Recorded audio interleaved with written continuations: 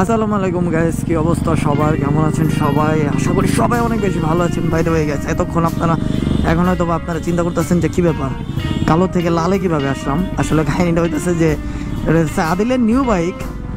আদিল আজকে অনেক বড় একটা ফার্স্ট টাইমে আদিল এত বড় একটা লং রাইড আমাদের সাথে দিতে চলে আসছে।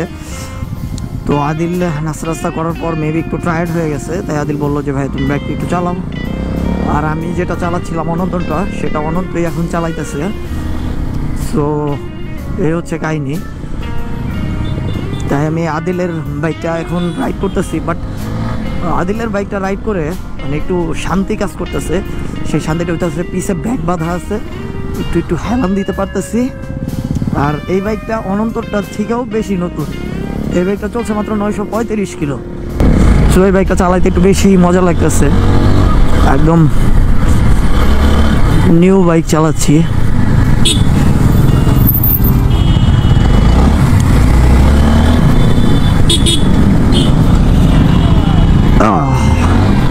ও বাই দ্য ওয়ে গাইস, এখন সময় বাজে হচ্ছে 9টা 7, আর আমরা খাগড়াছড়ি থেকে নাস্তা করেই আবার আর্মি স্কোয়াড যেটা আছে সেটার উদ্দেশ্যে বের হয়ে গেছি।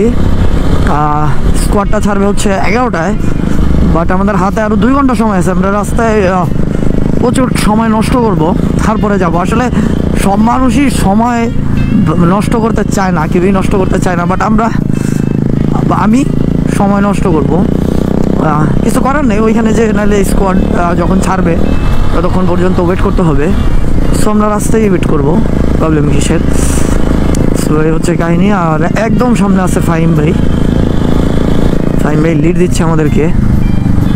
আর ডান দিক দিয়ে এটা কী ঢুকলো? শান্তি পরিবহন কত দূর যায় রে ভাই? ওই কি একবারে সাজেকে যায় নাকি? যাই হোক, শীতটা একটু কমছে, এটার জন্য আরও বেশি ভালো লাগতেছে। বিকজ মানে বুঝেনি তো, শীতের কাঁপতে কাঁপতে বাইক চালাইতে অতটা ভালো লাগে না, তার মধ্যে রাত কুয়াশা। সো সব মিলে হালকা একটু রোদ থাকলে ভাল লাগে। এই হচ্ছে কাহিনী। ও আঁকা বাঁকা পাহাড়ি পথ ধরে এগোতে যে কতটা মজা, সেটা আসলে বলার মতো না।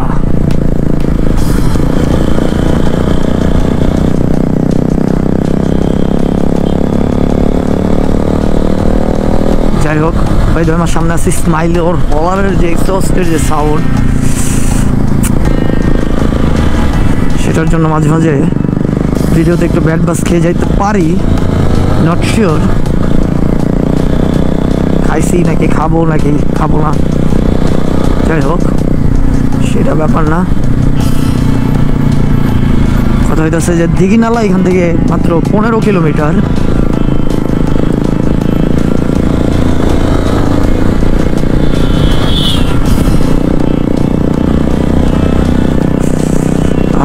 হালকা হালকা ঠান্ডা লাগতেছে বাইরে। আর একটু পর এটা কমে যাবে, বিকজ রোদের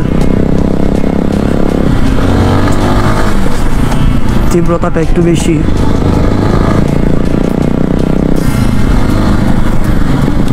রোদটা আসলে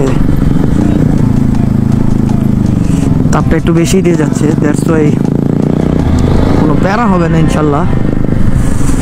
আর যা ঠান্ডার ভিতরে গাড়ি চালাইছি, এখন তো আর প্যারা হওয়ার কোনো কথাই না।